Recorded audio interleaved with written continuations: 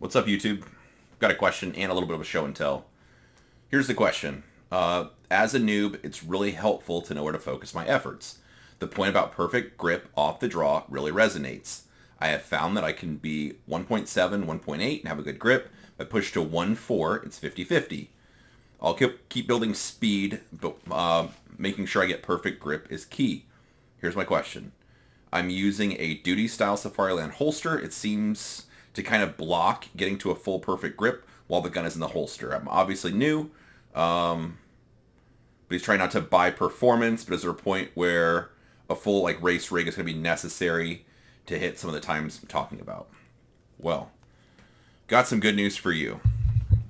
No, I think you can do the 1 second to 1.2 kind of stuff very comfortably with a duty style holster, but it just takes some practice.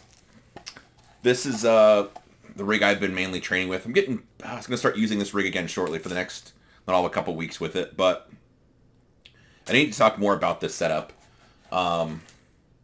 Dude, this belt is pretty fly. But anyway, the part I want to talk about first is the holster setup. So, this is a Safariland. It's an ALS holster.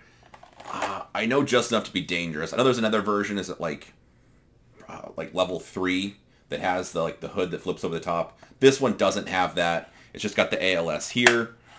This one does have that nub mod added to it that I think is kind of a necessity. I don't know. I did a couple classes with it without the nub mod, and I was really training hard to make sure I could hit the perfect, draw, and to make sure my hand was right on the spot. But adding this little thing obviously helps a ton and almost makes it feel like cheating now that I use the rig so much without that. But anyway, so for people not familiar, it's just a regular Safariland holster, but this little nub mod is like $10 or $15. It's just some 3D printed stuff that makes a little bit of a nub, a little bit of an add-on that you basically just super glue onto the lever. So you could see where the lever was, and then this part is the part that's super glued over the top, because then when the gun's holstered, as opposed to needing to reach in to find the smaller lever, instead now when I put my hand on the gun, that lever's right there, and it's much easier to depress that while I draw the gun. So overall, no. I think you can get very good times to the setup like this. I need to get one, I guess, the level 3 with the hood on the top. I'm guessing you add like a 1/10 or maybe 2/10.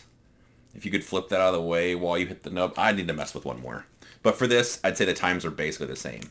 Because I can get, here's the stuff I'm looking for. I can get a full grip on the gun. That's the part that really matters. So I don't need to move anything out of the way. The way the gun sits in the holster, I can get my full grip on the gun. Then all that's happening is my thumb is just resting there on that nub or that ALS.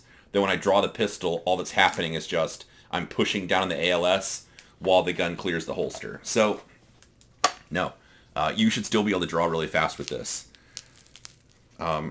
Obviously with a speed holster or an open top like a race holster, you don't have any kind of retention to defeat. So it's just a bucket your gun sits in, so you don't have to have as perfect position. But with a little bit of training, I think you can get pretty fast with one of these, at least in my experience. A few things to think about. Micro drills are helpful. So I would start with an important part is the time from your hands not being on the gun to just establishing a grip on the pistol. And I don't mean hand from the side to just touching the gun like this. I mean hands actually in the perfect spot that if I wanted to draw the gun, I'm up high under the trigger guard. My fingers are in the right spot. I'm not kind of just loosely hanging onto the gun. It's exactly where I'd want the gun to be in my hand before I draw. Again, having my thumb resting on that ALS, or if you have a hood, whatever attention method you have. So I think 0.4 is a good time for that. Depending on what you do for work or where you want to start, some people like that interview position stuff. Some people like hands at sides, whatever. For the sake of training, it will help if you start with kind of the same position every time to work from. Obviously, depending on what you do for work, you'd want to, train from a wide variety of, you could be holding a carbine, maybe you have your hands at your sides, maybe you're doing the interview position thing. Totally up to you. I'm not an expert at any of the cool stuff people do with guns. I just I'm autistic and shoot them in dirt pits at cardboard targets. But anyway, I think point 4 is a good time to start with in a par time. So what that means is you're in whatever position you want your hands to be. You get a random delay, then you get a beep on the timer, and then from 0.4 of a second, it's going to go beep, beep, and within that amount of time, I want to have my hands relaxed at my sides, whatever, compared to, it goes like beep, beep, and then by the time I get that second beep, I've got my hand in the right spot. I don't have to draw the gun, but my hand's in the exact spot I want to have it on the gun. That's really good for building the habit, and that's not all of the draw, but that's a very, very important aspect of the draw, and doing that little micro drill is a great way to just ingrain where your hands need to go and how it should feel before you draw the gun. Let's see. What other questions did he have? I think that was it. So, the other thing is I don't buy into like the slow is smooth, or if you just practice deliberately, you're going to get faster, because that's not the way high performers would talk. So for doing the whole drill, like if you're struggling, let's see, you can push to 1.4 and it's 50-50. Bruh, you train at 1.4 then. 1.4 is the time. If it's 50-50 at 1.4, that's the time. And then you keep pushing at that until you get to be 90%, where you can hit that. Then try 1.3, then try 1.2. And you just keep kind of slowly driving it down, trying to get the best you can. Obviously, if 1.4 right now is a stretch, setting it for 0.8, that's a bit much, I think. So kind of just train on the edge of what's comfortable, in my opinion. And if you just you get kind of like, 1.4 is, it's kind of doable. Maybe not every time. Maybe one time out of 10 I goof up. Then it's like, hey, let's just drop it down to the 10th and see what happens. And if you just keep doing that, before you know it, you'll be, at a second or 1.1 or 1.2, depending on how much stuff you have to move out of the way or defeat. But for a setup like this, I don't think a second draw is a super heavy stretch at all. The other part is people kind of underestimate how much they can accomplish over just doing the training over time.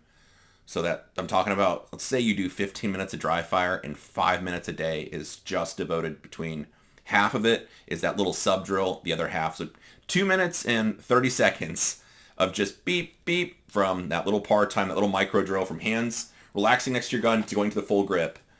Then you do another 2.5 minutes or 3 minutes of hands at sides to completely drawing the pistol fully and presenting it, not touching the trigger, just assessing where the sight stops on the target. If you do that for 5 or 6 minutes every day, every couple days, a few times a week, before you know it, you will be faster and have made changes to your technique. Now, you want to make sure you're ingraining good technique changes, because I could get really sloppy with that one and be like, beep, beep, beep, beep. I'm like, oh man, I'm so good. And you're like, oh wait, this is not even remotely close to where my hands need to be to draw the pistol, because now it's like I can't even fire the gun like this, really. I'm gripping it so poorly or so low. So you want to make sure you build positive habits, but like I said, you just keep chipping away at it, just lowering the time just a little bit, and you'll be surprised what you can get away with. You need to do a full review video on this rig at some point, but I'll run through it real quick just in case people are curious. This is what I've been training with. This is Sub Second, is who sent me the belt itself. Kind of cool. They do this little leather, like a patch or logo. So I just sent them an image file with my logo, and they put it on there, which was super boss. I'm not going to get all the names right for this stuff, so you'll have to look at their website. It's Sub Second. This is, I think, the Operator 3.0 belt. So I was talking to the guys. I was like, well, if it's named Operator, that sounds like it's the one for me, because I'm basically dial O for Operator. But the Cobra buckle's cool. I'm not going to have any any gloves from Fast Roping, but you can hang whatever you want there. Mag pouches. These are T-Rex Mars carrier mag pouches. I've had these for quite a while, but 3 pistol pouches and a carbine pouch. And then for the belt setup itself, this one I've been testing. This is True North Concepts. I remember the exact model. There's like a couple different models, but this is maybe I want to call it RLP, but that's probably not right. The interesting part of this one is kind of similar to like the Boss setup for competition shooters. but you've got your different holes for mounting the holster, and then it's also got these little, I'll call them smiles, on the bottom, so you can rotate the holster if you want it more muzzle forward, more canted back. It's got options within that. So anyway, very nice of the True North guys to send me this, and I plan to train with it more, but I've been very impressed so far. Then I didn't use QLS. I just mounted the holster straight to their hanger. It's got a thigh strap, which this hanger is so, if they call it, I think they call it a holster mount. I'll call it a hanger. It's so rigid, you really don't need the thigh strap, but they were kind enough to send me one, so I put it on. And then the holster is, Safariland's too confusing. I think I could actually find the model. It is 6354 RDSO. Red dot, something, I don't know. So, it's just so confusing. 6354, if that means anyone to anyone. Basically, it's just a Walther PDP left hand for the polymer frame gun with a red dot. That's that. So, anyway, this setup's been really good for me. This is the setup I've currently been training with. And I'll drop a video talking about it more in the future, but I'm not an expert about using these rigs by any means, but this has been good for me. And anyway, that's my thoughts on the draw, at least from retention. Or if you don't use retention, just using a regular open top side holster. The training concept for speeding up your draw is the exact same stuff. You just don't have to worry about defeating the retention. So the same time for the micro drill and for the overall draw, it's the same thing. You should be able to get to around that 1 second mark. Some people can push under that, but I wouldn't really obsess about that. I guess the last thing, once you get to around a second, 1.1, 1.2, somewhere in that, let's say 0.9 to 1.2, then I think the next step of that, more than trying to push down a tenth to see if you can get to like a 0.6 draw, is really trying to be ultra consistent in the way that your hands get to the gun and that you grip the pistol or connect with it while it's coming up to your eye line. And what I mean by that is having your hands in absolutely the perfect spot with the perfect pressures. And if I took all day moving my hands around, I could take an hour to grip the gun perfectly, I would end up with that grip that I could set and take as much time as I wanted to. I could build that grip just on demand, where it's like beep, and I draw the gun, and it comes out of the holster, and I've got that grip.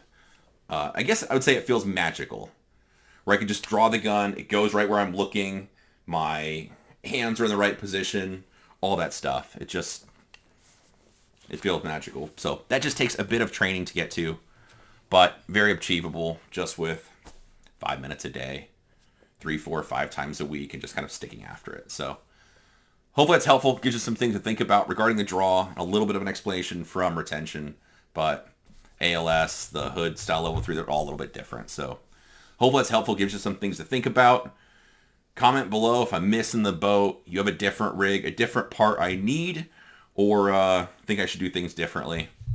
Like, share, subscribe if you want. If not, that's okay too. Either way, I appreciate you watching.